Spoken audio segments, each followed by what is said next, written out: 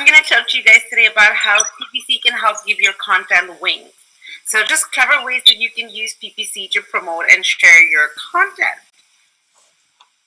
Very often there's this whole misunderstanding that us in PPC, we're only a lower funnel channel and that all we can do is help with like conversions. And that's not true. So I want to talk us through some of the ways. So I'm Purna, as you already introduced me. I just want to say that I'm sitting in Australia at the moment. I have not yet been successful in my dream of cuddling a koala bear and stealing it back with me to bring back home to America. So I'm going to try if I won't get in too much trouble. They're absolutely adorable. So like I was saying, we know that we have that much more power, but it's hard for us to explain sometimes to the other teams, or if within a business we can have like the SEO channel, the social media channel, the PR team, and we need to flex our muscles a little bit more and let other people know what we can do and how PPC can help. So I'm going to talk to you about some teamwork strategies that you can implement. There's 3 things really that we can do. The first one is you can have a big win for your SEO team because you can get a lot more eyes and relevant eyes for that content. And you can do is help build your brand and strengthen it by being helpful for your audience. You can come out and show them that you care about them. If they're asking questions, you'll be there with the right answer. And ultimately, you can help yourself by earning yourself more leads and conversions. So how do we do it? There's a few different ways. Let's start with offering really good content. Now, SEOs, content marketers, we put in a lot of time and effort into coming up with really high quality, excellent content. And we find that, of course, there are these higher level searches, the longer growing. And what happens if somebody does a search for how much house can I afford, for example, and then you as an SEO have created a mortgage calculator. How do you make sure more people see it? That's when the PPC team can be like, hey, why don't I run some ads to your mortgage calculator? And so your ad like this can show up, like how much house can you afford? It goes to a mortgage calculator. It's a higher funnel ad. So as you can see, it's not going to be like, come and talk to our agent now, we'll offer. It's just like, come and interact with our calculator. You as the SEO, your content's gone to the right person at the right time because they're looking for this actual service. And then for PPC, we were able to show up for a higher funnel term where it's not that competitive. So I can get a pretty low cost bid and it's not that much competition. So the chances of them clicking on me is better. You know that saying, catch them young and watch them grow? I think with a lot of things with PPC, it's catch them early in the funnel and push them down. Like that's my favorite way of looking at it. So we can do this here. Or what if the SEO team has put together like these videos of how to apply eyeliner, for example. People do this search, they do these kind of informational queries. We can show up again right up top. And what's helpful is that having these ads show up right up front means that a lot of people will click on it. At Bing, we see that when we look at ads in the main line, which is right above the organic listing, or on the right-hand side, we'll have especially the first and the second one. So if your ad, there's a really good chance of you showing up right there. A lot of people will help. You can get some more traffic through. Now, something else that we can do while also giving helpful content is building associations with the brand and the term. For example, you know, when I say Xerox, we just assume we mean photocopying. Same thing if I say Kleenex, we mean like tissues. So if you want to build that kind of an association, you can do that with by bidding on different indirect brand terms.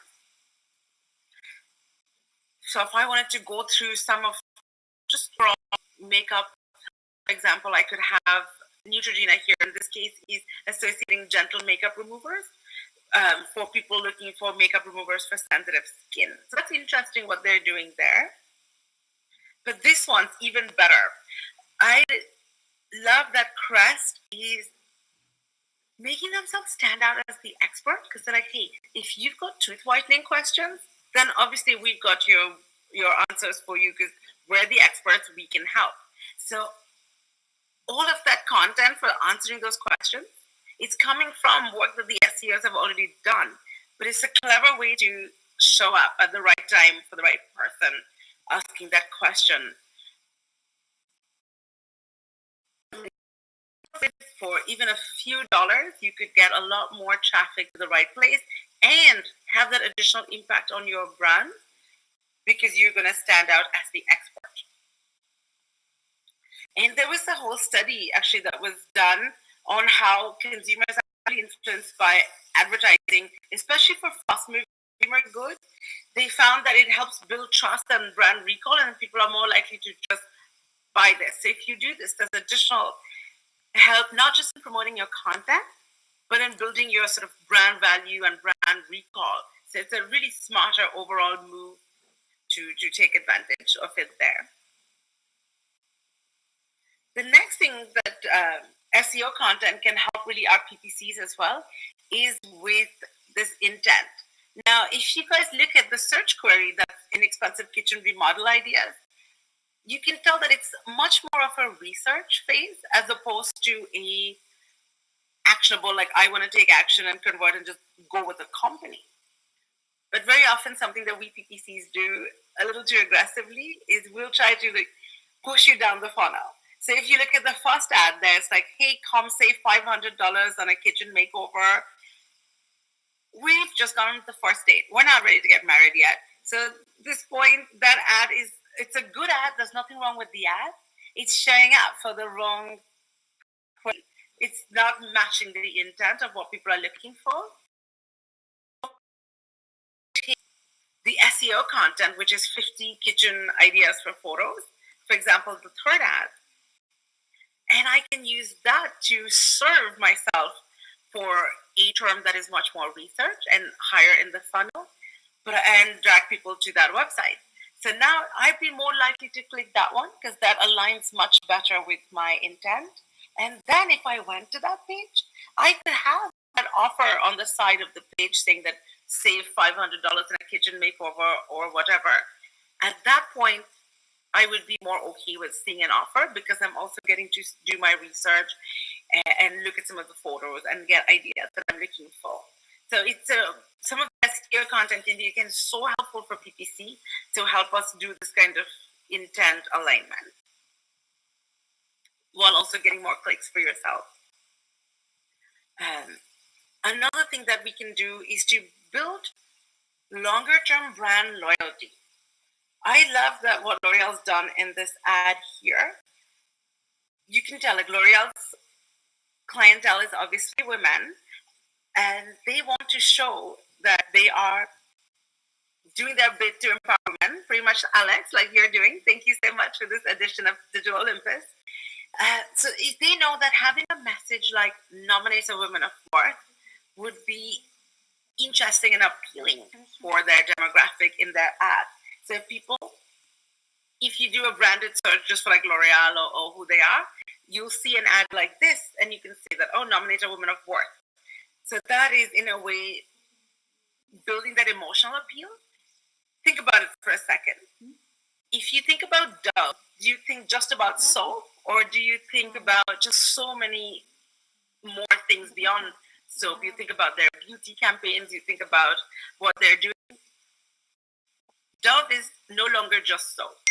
If I think of just any other brand, it would be that's just soap.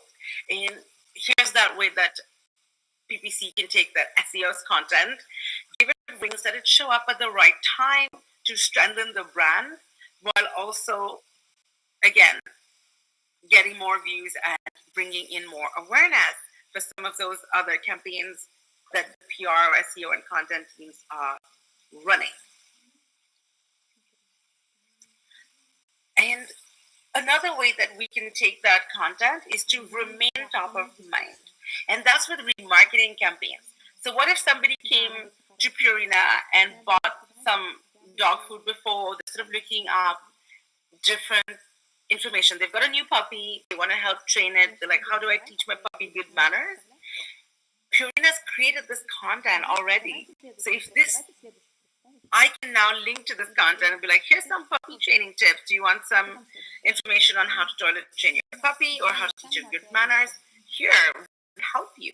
So now it helps the PPC person as well as the branding person come and put Purina top of mind. So now the next time this pet owner is going to go to their to the store to buy pet food again, they're going to just have the Purina, like this goodwill in their head for it, and that brand recall and that trust, like that study found, is going to help be there. And this is great content that you can serve for remarketing ads. Say if somebody's come to my website but they didn't really buy, I can serve remarketing ads again. And some of those remarketing ads can be quite desperate, where it's like, oh, come back and buy, special offer, special offer. It doesn't always have to be that way. You want to keep your brand value strong. So think about back in high school when you had that crush, and you didn't always kept calling them and be like, when you gonna ask me out? Because that would be desperate. Instead, you just try to show up looking good or being around them and, making yourself as appealing as possible. So in that way, the brand can do that with this lovely SEO content and say that, look, oh, you haven't done anything else, but now you're looking for things related to our field. Why not here come and find this helpful content and helpful information? And it's a huge win for all the parties involved. And there was a study that was done by Duke University a few years ago, where they found that even subliminal brand exposure can cause people to act in various ways. They did this study where they got 341 people in a room and told them that they were coming for a visual acuity test to check their eyesight, and they divided those people into two groups.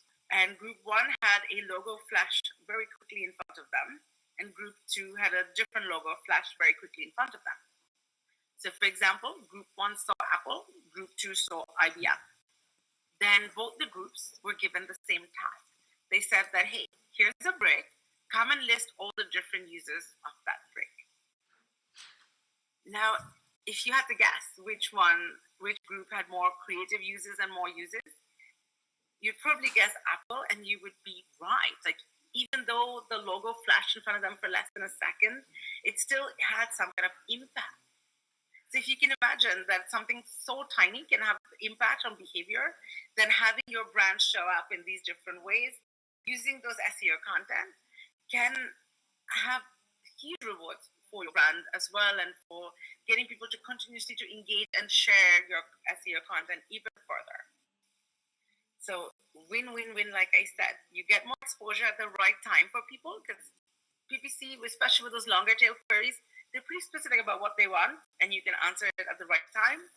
Your clients and your customers are very happy, and then you're really happy as the PPC, because you could measure all those different micro conversions like lead gen, or things like how much content, how many different pages did they go along, did they go and download something, and it's a huge way to help up and keep up your overall conversions. So that's it for me. Thank you, and you can prepare your content to blast off. Back to you, Alex.